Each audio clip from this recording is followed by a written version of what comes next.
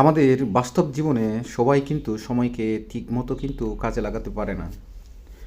আমরা যে যাই করি না কেন সেই কাজের পিছনে যদি আমরা সময়টুকু যদি ঠিকমতো যদি ব্যবহার না করতেই পারি, তাহলে যে কোনো কাজ কিংবা প্রফেশনে আমাদের সফলতার হার কিন্তু ঠিকভাবে গ্রো হয় না।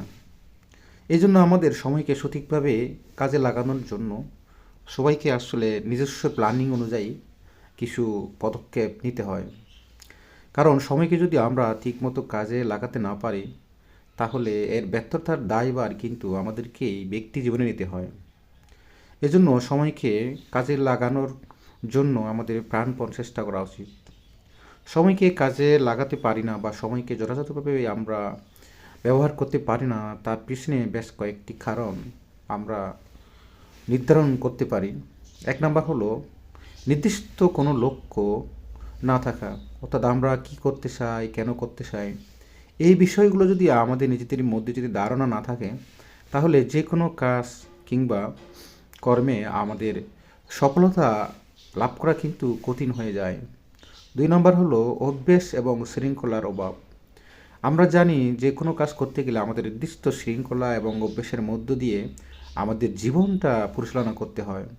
কারণ নিয়মিত কাজ না করার অভ্যেস থাকলে আমাদের যেমন সময় নষ্ট হয়, ঠিক পরে করব এমন ভাবনাও কিন্তু আমাদের মনের মধ্যে একটা নেগেটিভিটি সৃষ্টি করে, যার কারণে যে কোনো কাজে সফলতার হার একবারেই কমে যায়।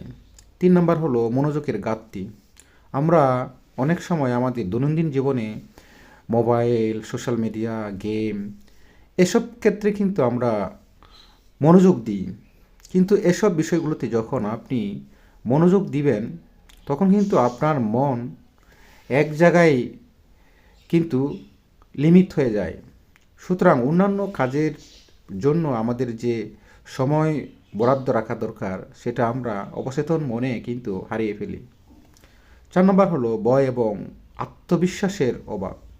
ব্যর্থ হওয়ার ভয় বা আমি পারবো না এমন ভাবনা কিন্তু মানুষকে ব্যর্থ করে দেয়। সেজন্য ভয় এবং আত্মবিশ্বাস জয় করে নিজের কাজকে গুরুত্ব দিয়ে সুন্দরভাবে কাজ করার মধ্য দিয়ে জীবনকে পরিচালনা করা আমাদের সবার নৈতিক দায়িত্ব। ছয় নম্বর হলো অগ্রাধিকার ঠিক না রাখা, অর্থাৎ কোন কাজটি আগে করবেন সেই বিষয়ে যদি আপনার নির্দিষ্ট কোনো আপনি অগ্রাধিকার বিষয় হিসেবে বিবেচনা না করেন, তাহলে সময়টা যেমন অনায়াসে চলে যায়, ঠিক সেই কাজেও সফলতার হার কমে যায়।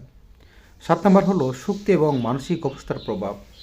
যখন কোনো ক্লান্তি, দুশ্চিন্তা, মানসিক দুর্বলতা থাকে, তখন আমরা